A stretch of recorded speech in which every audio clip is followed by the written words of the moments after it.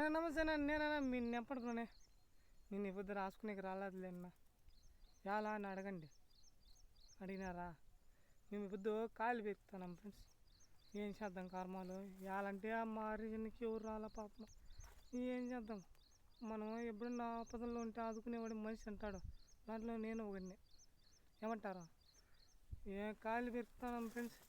ఏంది సాళ్ళకి 50 బాక్సులు అవుతాయి. మేము ద్రూస్కి వేస్తున్నాం ఫ్రెండ్స్. చింతామణికి వచ్చినారు, ఆడున్నారు.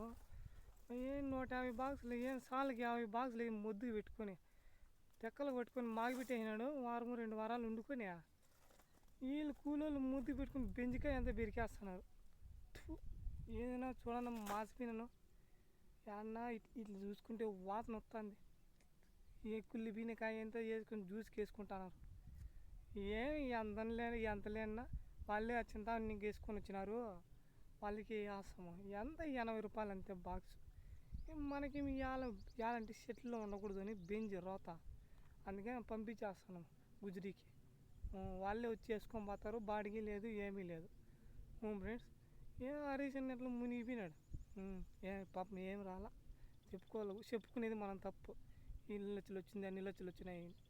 Bye friends. ఇవ్వాలంటే మా కాలేజీలో నా కోసం ఎదురు చూస్తూ అంటారు. నిప్పటి రాలేదే, ఇవ్వాలన్నా రాలేదులేన్నా.